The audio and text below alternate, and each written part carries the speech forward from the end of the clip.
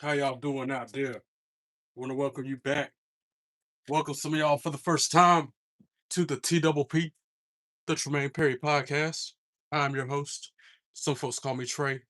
Other people call me Tremaine. Don't matter what you call me, as long as you call me. Here on my podcast to recap and give my synopsis of this past week's episode of TNA Final Resolution. Before I continue, hit that subscribe button if you haven't done so already. Follow me on your social media accounts and go through my content, liking and commenting and sharing videos with your friends. Hope everybody's having a blessed Sunday. Now let's begin. Yeet. So, Final Resolution. That was a really good show, I think. Good show. Jolly good show. So, started out kickoff show. Cedric Alexander versus Eric Young. I was excited to see Cedric in the action. He's another hometown hero of mine. I think he's from what, Greensboro? Charlotte. Actually, I think he's from Charlotte. But unfortunately, yeah, he did beat Cedric. He did beat Eric Young, so that's cool. I was glad that happened. There was nothing that stood out of that match for me really, other than Eric Young being a prick. So then also in the kickoff Final Resolution, the System versus CW Anderson and Brock Anderson and Bear Bronson. This was the TNA debut of the Andersons, and that was interesting because I'm used to seeing them on indies. I've never seen them on no TV shows like this. So congrats to CW and Brock for making it to TNA. Hopefully that's a long lasting relationship. But unfortunately, the System beat them, if I'm not mistaken. I'm having to look back on my notes because that was 2 days ago, and it's been a lot happening in my life since then. Yeah, System won. But still, good outing for their first match on TNA. Hopefully, we'll see more of them. And I remember seeing, fun fact about that, nothing stood out in the match, again, but the System. I don't like the System. Okay, cool story, bro. Now get out of my chat with that nonsense. CW Anderson, right? I was on my way to a FWE show in Cary, and I had to stop by the Sheets by my house to get gas, whatever. And I was looking at this dude. I'm like, he looks really familiar. Ended up being CW Anderson at Sheets when I was there to get my gas and whatnot. So that was kind of neat. And I even told him that too. I'm like, dude, were you at Sheets earlier today? I think I saw you. Like, yeah, man, that was me. I was like, dude, I was gonna stop by and say hey, but I didn't want to be all intruding.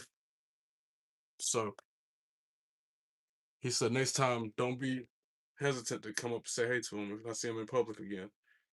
Cause he's from here. Both him and Brock Anderson are North Carolina natives. More hometown heroes. Anyway, moving on. The first match of Final Resolution was Mike Santana versus Charlie Dempsey. Again, nothing really stood on this match other than the spin the block to get Mike Santana to win. Don't like Charlie Dempsey. I never cared for him much.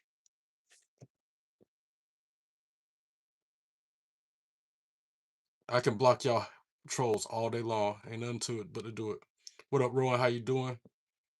Big Pablo. I am Tremaine Perry, a big wrestling fan. Who are you is the question. What up, April Denise? How you doing? Am I real? Yes, I'm as real as it gets, brother. Ask April Denise. She'll vouch for me on that. My suit and my Sunday best, April Denise. You should like my tie pin. You like my tie pin? I know you'd like that because me and you on the same page with it, April Denise. Anyway, back to my recapping what happened this past Friday night at Final Resolution, the TNA PLE, the last pay per view for them of the year. After that Mike Santana match, Inspiration versus Tessa Blanchard and Victoria Crawford. This was fun for me to watch because I met the Inspiration at WrestleCade last week, exactly 1 week ago. So to see them in action defending them belts was cool. And they successfully retained against Victoria Crawford and Tessa Blanchard. Again, nothing really stood out other than the underhanded tactics from the heels like they always do, but they still lost anyway.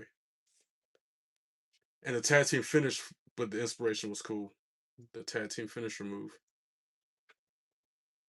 What's up, Mont? How you doing? What up, Joe? Thanks for stopping by, guys. Match after the inspiration. Matt Cardona, Mance Warner in a street fight. The one thing that stood out for me on this match was Steph Delander. What was she supposed to be dressed up as? I was like, what are you supposed to be? It's not Halloween no more. She's dressed up in whatever. I don't even know how to describe her get up at Final Resolution, but that's the only thing that stood out on this match. And I'm glad Matt Cardona won in spite of their shady tactics. Moving on.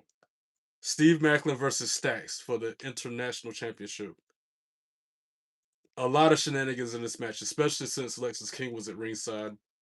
And unfortunately, Macklin lost the belt. And so that's another title going to NXT from TNA.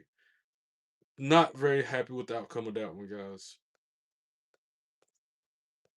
And then the match after that was another highlight of my night. This was probably one of the matches I was looking forward to the most. Li Ying Lee versus Zara Brookside. Because April Denise, if FaZe was in here and he heard y'all say that number, he would get really upset because in his country where he's at in his part of the world, that's a gang or something.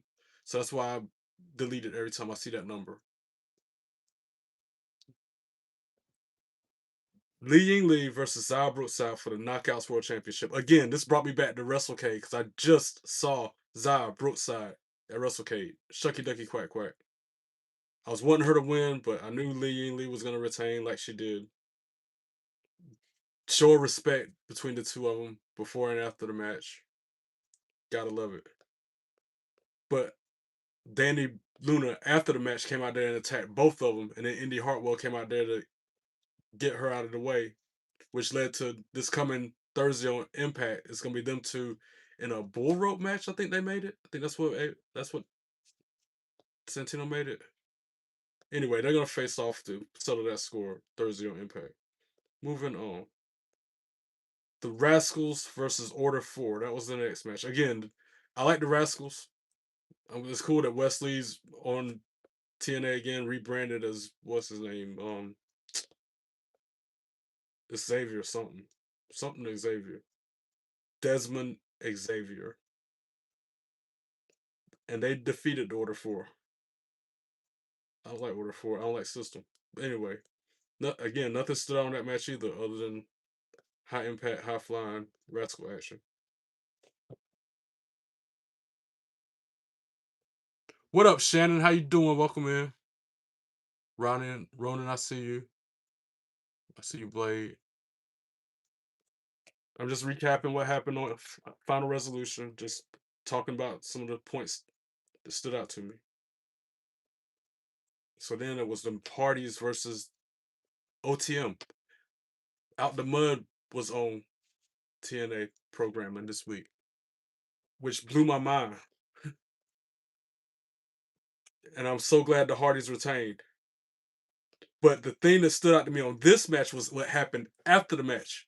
I've never seen these two before in my life. A tag team called The Righteous. I'm still like, who are these people? But the dude's entrance was cool. The way he was like grooving to his entrance was fire. And I'm like, that's a rivalry that's gonna be interesting moving forward. Vincent and Dutch apparently. Again, I never heard these two in my life. I've been watching wrestling for 42 years. I don't recognize those dudes, but they look kind of neat. Especially that one dude, the way he was strutting to the ring. And then the main event, nope, it was one more match before the main event. It was Leon Slater versus AJ Francis for the TNA X Division Championship. I thought for sure Rich Swann was going to turn on AJ Francis, but he didn't. And I think he tried to help Francis, but it didn't work. And Leon Slater retained anyway. Good stuff. Nothing major stood out from that either. The biggest thing that stood out for me on Final Resolution was the Righteous. I was like, really? Who are these dudes? Actually, it's a dog collar match Thursday between Danny Luna and Indy Hartwell. That's the match that's going to finally settle that score. Main event, Frankie Kazarian versus JDC. I wanted JDC to win, but alas, Frankie Kazarian retained his title. And is still the TNA World Champion. Boo. I was at work during this show, so I couldn't really watch it and pay attention like I wanted to. But I did listen to it. what I couldn't watch the highlights of. All in all, I would give Final Resolution a solid. I give it a 7, maybe an 8. We'll say 7.5. Cut in the middle. The reason I'm not gonna give it a perfect 10 is because the ending was kind of weak. The outcome. I know JDC's last match is at Genesis next year, but they still could have had him win the championship from Frankie Kazarian. Then maybe Nick Nemeth come out there and cash in, call your shot or something. Righteous are from ROH. They're cool. See, I never watched Ring of Honor. Only time I watched Ring of Honor was when it was like clips of it on New Japan Pro Wrestling or something like that. I never sat down and watched the whole episode of Ring of Honor. 3 more minutes left on this stream. I put a 15-minute timer up because I'm gonna do another live after this to recap this past Saturday.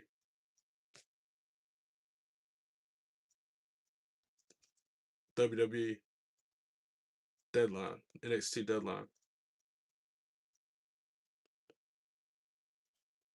But like I said, all in all, Final Resolution was good.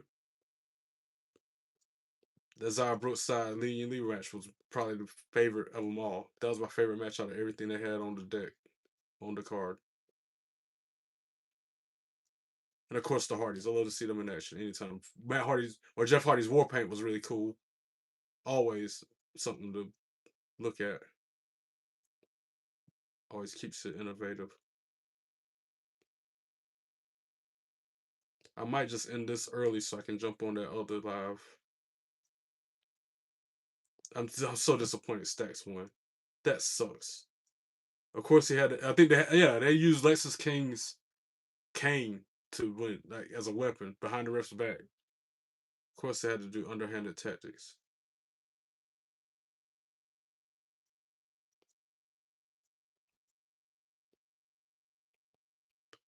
So I don't know why y'all are laughing.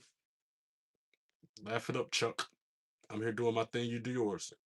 And with that being said, God bless you all. Be good at it. Until we meet again, peace.